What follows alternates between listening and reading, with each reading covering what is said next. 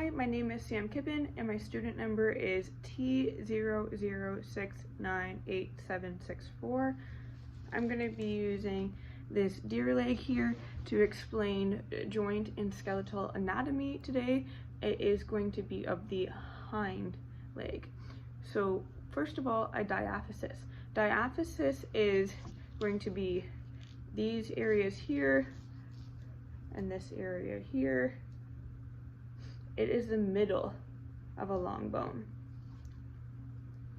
If we're going to be talking about the epiphysis or epiphyseal plates, the epiphyseal plates are going to be the growth plates, and you can find them on the proximal and distal areas of our long bone.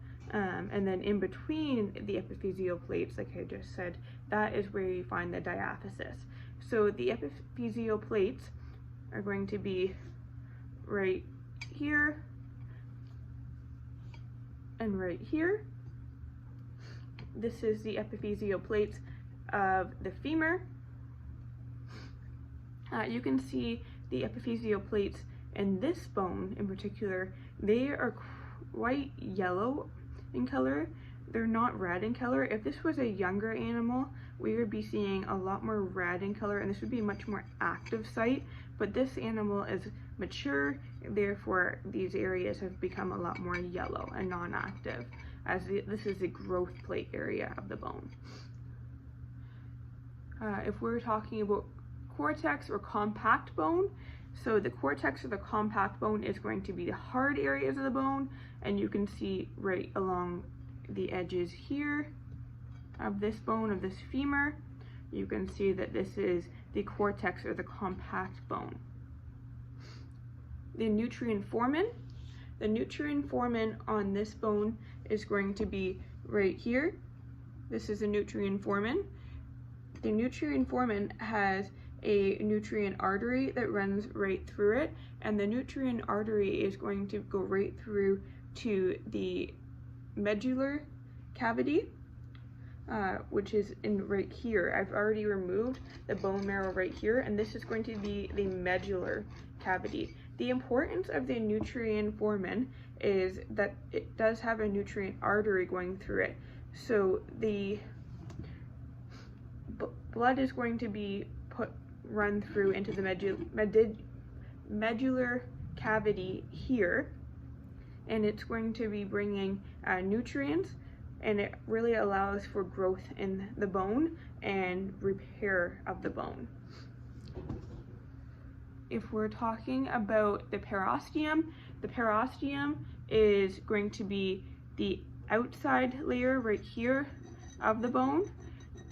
So the perostium is right here where the nutrient foramen runs through. The perostium is going to be a very thin layer, basically such like a saran wrap that surrounds the bone. And the endosteum, you can see right here. So the endosteum is going to be right on the inside, right here of the bone here, right on the inside of the compact layer, right lining the medullary cavity. And the perostium, again, is going to be this outside layer on the outside of the compact bone or the cortex bone. Bone marrow. So we have two types of bone marrow. This animal has a lot of yellow bone marrow. If this were to be a younger animal, it would have a lot more red bone marrow to allow for growth in the animal. So again, I can remove some of this bone marrow here.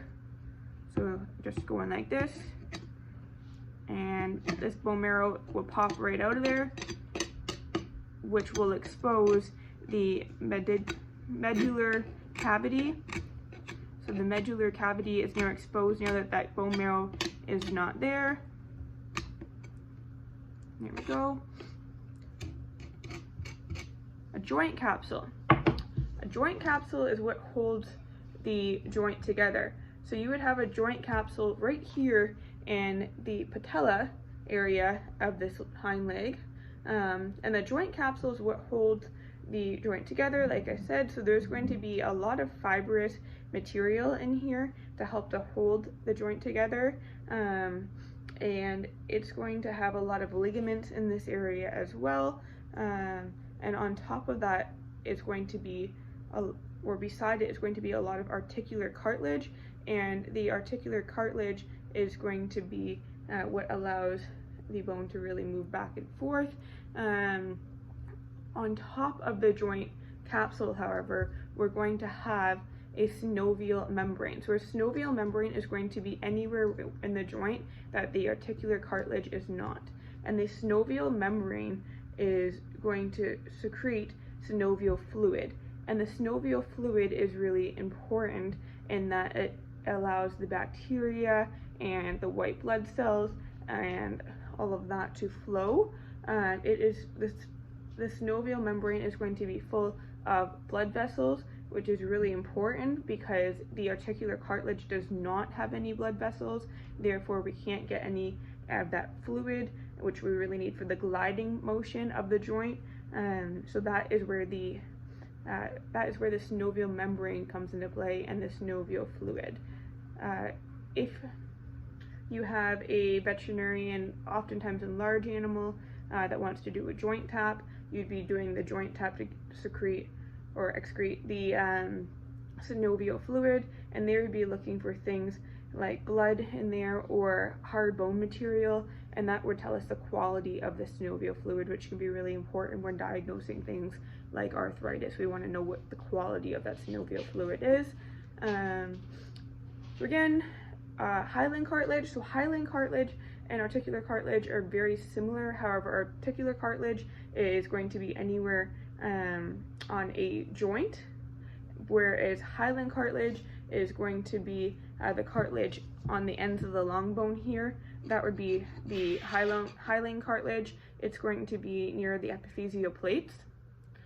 We're also going to have a lot of spongy bone near the epiphyseal plates. We can call the spongy bone the cancellous bone or spongy bone. Both terms are acceptable.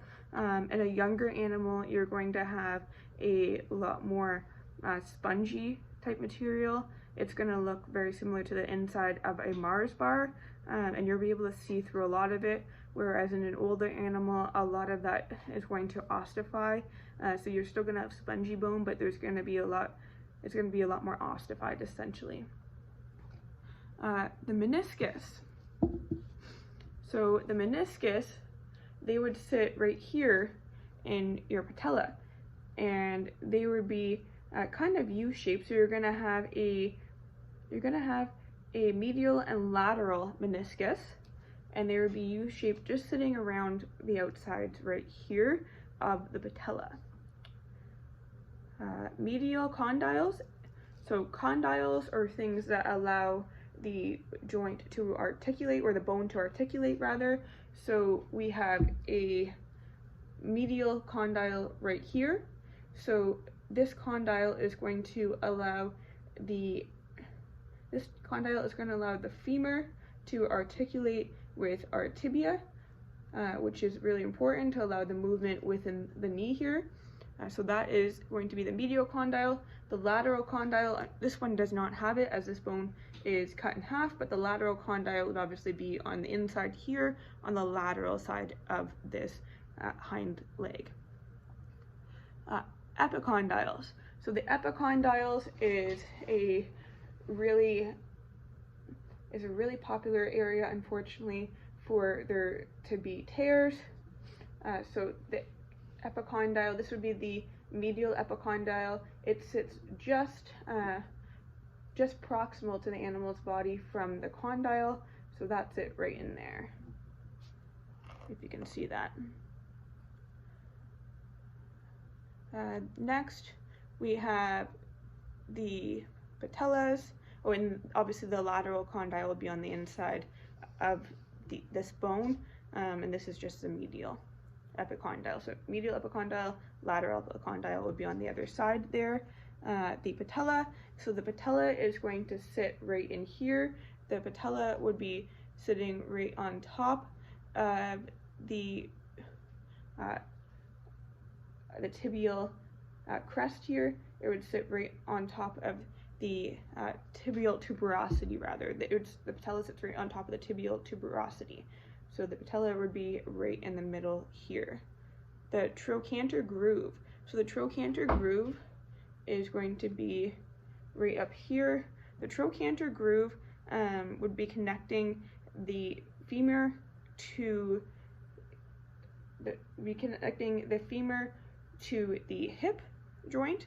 So that would be right here. The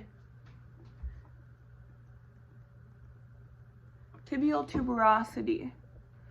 So your tibial tuberosity would be right here, and this tibial tuberosity, this is actually where the patella will sit on top of. The patella sits right on top of the tibial tuberosity.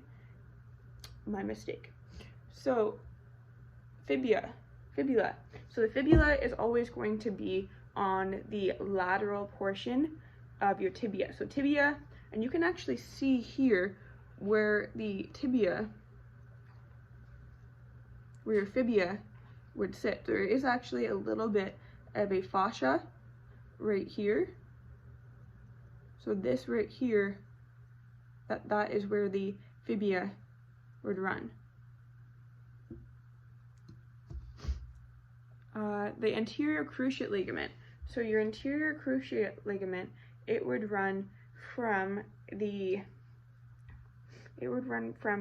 cranial portion of your tibia to your caudal portion of your femur. So it would run this way, just run across here, and your posterior cruciate ligament, it would run the opposite direction. So the anterior cruciate again is going to run from the cranial portion of the tibia to the caudal portion of the femur.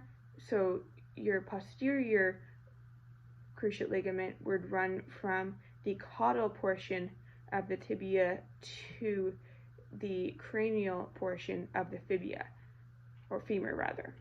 So they're going to run across each other in an X. So they go across each other in an X like this. And that is really important because it holds the patella in place.